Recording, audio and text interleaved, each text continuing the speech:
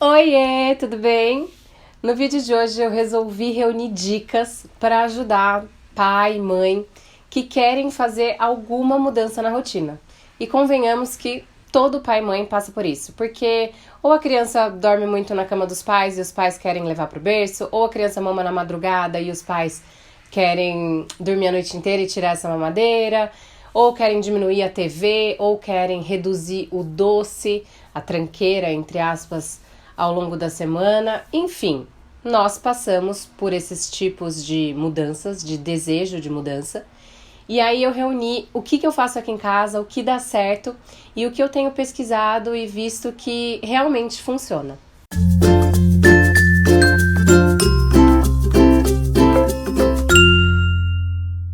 O primeiro passo para a mudança, primeiro e mais fundamental para mim, é a base da mudança, é os envolvidos estarem decididos e determinados a fazer.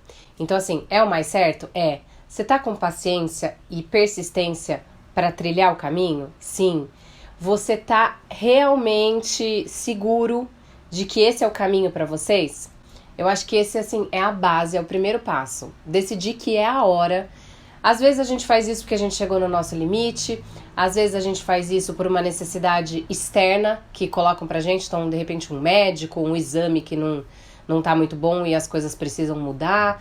Enfim, eu acho que determinação, tá certo de que essa mudança tem que acontecer, é o primeiro passo. O segundo passo, que aí se aplica para crianças um pouquinho mais velhas, mas também não deixa de fazer sentido para as mais novas, é você conversar com seu filho num momento calmo.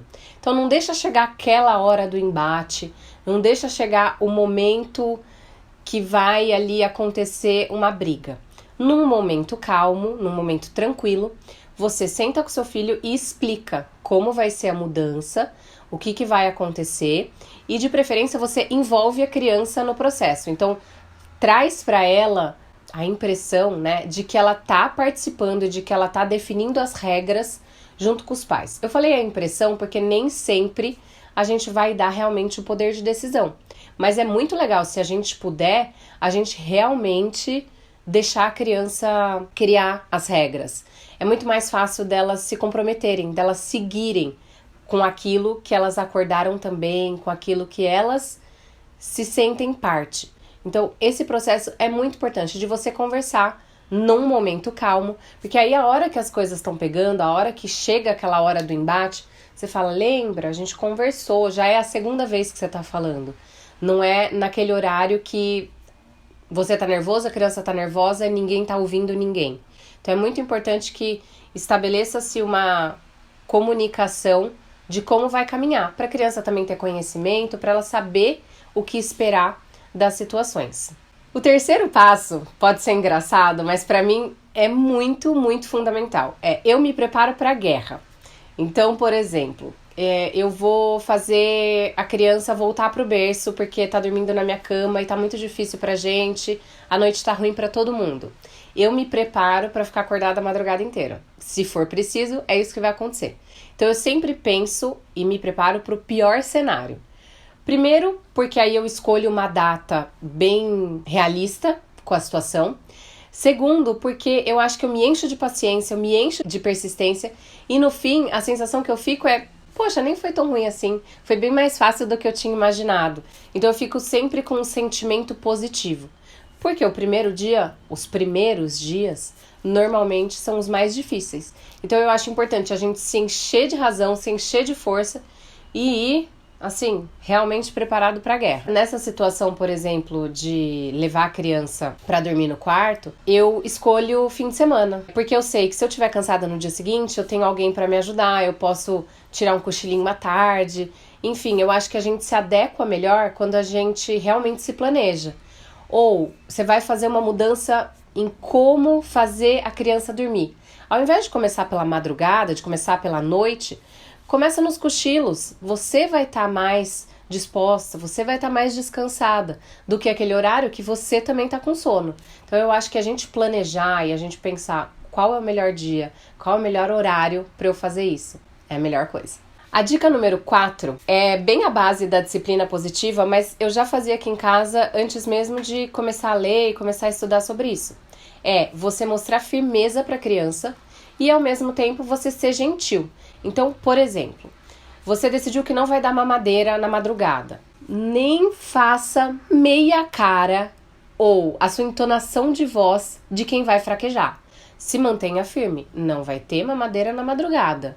E aí, seja gentil. Isso não significa que você vai deixar seu filho chorando. Você pode ficar lá no quarto com ele, você pode dar colo, você pode dar carinho, você pode acolher e confortar a criança, mas mostrando para ela claramente, sem muito falar, sem muito se explicar, mas nas suas atitudes que você tá firme. Não vai ter mamadeira na madrugada.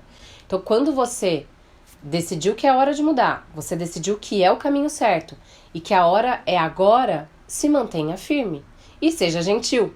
Pensa que você está propondo uma mudança para a criança, até então ela estava acostumada a fazer de um jeito e de repente vocês estão encontrando uma nova forma, então para ela também é difícil, também ela vai fraquejar, ela vai chorar, ela vai insistir. Ela precisa do seu acolhimento, ela precisa da sua empatia, mas ela precisa que você esteja ali seguro de, filho, esse é o melhor pra gente. Às vezes pode parecer, eu tô tirando você da minha cama e você vai dormir na sua. Não é porque a gente não ama, não é porque você não quer bem. Simplesmente todo mundo vai ter noite melhor, a criança vai ser mais independente, né? Essa dependência de dormir junto, muitas vezes traz uma certa insegurança para a criança. Então pensa assim, eu tô fazendo o melhor para todos os envolvidos. Eu preciso ser firme e eu preciso acolher, eu preciso ser gentil. Então acho que esse passo 4 é muito importante no sucesso do processo. O número 5 é alinhar com todos os envolvidos. Então, por exemplo, você tem babá, você tem uma mãe que te ajude, uma sogra, você tem seu marido que tá ali junto e participa. Todas essas pessoas precisam estar envolvidas na mudança, porque isso vai trazer reflexo no comportamento da criança, isso vai trazer reflexo da criança não conseguir com um e insistir com o outro. Então todo mundo tem que estar alinhado e todo mundo tem que estar cheio de paciência de que a mudança precisa acontecer. Senão nada adianta você se esforçar, você se manter firme, você se encher de paciência e a pessoa que está do seu lado quebrar aquilo que você fez. Isso vai gerar até uma bela de uma discussão se os envolvidos não estiverem alinhados. Então, eu acho muito importante, antes de começar uma mudança, conversar com todo mundo e fazer todo mundo ficar na mesma página. O número 6 é você se manter firme e persistir. Porque, às vezes, no começo a criança até vai bem, é uma novidade, a criança tá até aceitando. Depois, quando as coisas entram no eixo e assim, vira monótono, a tendência é desafiar um pouquinho, a criança querer voltar para aquele padrão antigo. Então é muito importante você persistir, você se manter ali de acordo com o que vocês tinham combinado. E você também, né? Não adianta, por exemplo, você começar a mudança no fim de semana e aí chega dia de semana, no quarto dia você tá cansado, você pega a criança e volta para sua cama. A criança vai ficar no mínimo confusa. Então se você tomou a decisão, segue ali, é preciso 21 dias para criar-se verdadeiramente um hábito. Então você realmente precisa persistir na mudança e estar firme nela e continuar naquele propósito. A mesma coisa se é alguma coisa que envolve horário.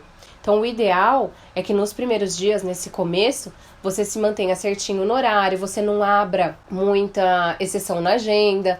É muito importante que a criança entenda que dessa vez vai ser dessa forma que a gente combinou, que não vai ficar de um jeito, do outro, cada dia de uma forma, senão realmente causa bastante confusão.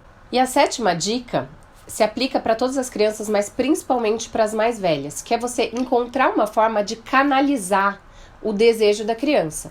Porque assim, se a gente decidiu que a criança não vai comer doce, né? Decidiu com a criança, tudo bem, ela participou do processo, que ela não vai comer doce durante a semana, isso não vai fazer com que ela deixe de ter vontade de comer doce. A mesma coisa acontece com a gente se a gente decide emagrecer. No momento que você decide, você deixa de ter vontade por tudo aquilo delícia que você comia antes? Não. Você vai ter que ser disciplinado, persistir à vontade e dar um jeito de driblar. Então, com a criança, ela vai precisar da nossa ajuda. A primeira delas é você conseguir distrair. Então, de repente, mudar o foco, trazer ali outra coisa para a criança. Isso com criança pequena acho que a principal recomendação, né? Porque ainda não tem tanto diálogo, ela ainda não consegue manter tanto o foco, então a gente realmente muda ali, distrai, tira de cena. Com as crianças mais velhas, uma outra opção seria você trazer para o lúdico e entrar no desejo da criança. Então, por exemplo, a criança está pedindo bala. Daí você fala, nossa, eu também queria um sorvete agora. Como é que você queria que fosse sua bala? Meu sorvete, você entra na imaginação, porque a criança, psicologicamente, quando ela quer uma coisa, ela ainda não está com o cérebro preparado para lidar com a frustração de não ganhar. Então ela tem um curto-circuito, mais ou menos como poderia ser uma forma simples de explicar. Então se a gente de repente vai na imaginação e traz ali pro lúdico aquele desejo para a criança que já está completamente real, se ela tem o desejo da bala, ela viu a bala, ela quer a bala. Ela não vai aceitar sair da bala. Então de repente você entrar nessa historinha, envolver a criança, vocês podem juntos ir amenizando sem que aconteça o curto-circuito efetivamente. Então é uma forma legal. E uma terceira forma que eu usei já algumas vezes com a Lele e dá certo é você dar um caderninho para a criança, você explicar para ela que esse vai ser o caderninho dos desejos, e aí você estipula com ela quantas vezes vocês vão realizar esses desejos. Então, uma vez na semana, uma vez por dia, enfim, aí vai de cada família. E quando pintar um desejo que não é factível, né, não é possível de realizar naquele momento, você lembra a criança, vamos anotar no caderninho de desejo? E aí, assim que a gente puder, você vai realizar? Então, você coloca a bala, você coloca um brinquedo que a criança tá querendo, mas não tá na data, né? Enfim, você não tá podendo comprar naquele momento. Você pode colocar uma atividade, uma brincadeira. E aí, você depois pegar aquele livrinho, recorrer a ele, dar pra criança e falar, o que nós vamos realizar? Então, é uma maneira também legal da criança se sentir acolhida. Eu não tô simplesmente falando, não, você não vai acontecer da forma que você quer, não vai ser assim. Você fala, olha, a gente vai anotar e aí no momento certo a gente vai pegar o caderninho. É uma maneira também da gente driblar, fazer a criança perceber que ela está sendo ouvida, que a gente entende o desejo dela e que vai chegar a hora de realizar. Então eu acho que toda mudança, na verdade, está muito mais na gente do que na criança. Primeiro, na gente conversar, na gente envolver, na gente decidir que precisa de uma mudança, na gente se manter firme e, por último, em como a gente vai conduzir essa mudança. Porque nenhuma mudança é simples para nenhum de nós, todos nós sabemos quantas vezes a gente fraqueja, quantas vezes a gente não quer realizar alguma coisa, mas no meio do caminho a gente se perde. E com a criança a gente precisa redobrar a atenção, o cuidado, o acolhimento mesmo. Então acho que é muito importante, se a gente tomou a decisão de que vai realmente mudar alguma coisa, da gente fazer uma coisa completa e não querer que a criança mude do nada, sem a nossa participação, sem a nossa colaboração, sem o nosso envolvimento. Essas mudanças são naturais, elas vão acontecer muitas vezes ao longo da educação dos nossos filhos, do desenvolvimento deles. Então é muito importante que a gente saiba, que a gente domine essas coisas e que a gente realmente se empenhe em quando for fazer uma mudança, como eu falei, fazer de uma forma completa. Espero que vocês tenham gostado. Não se esqueçam de curtir e se inscrever aqui no canal. Tchau, tchau!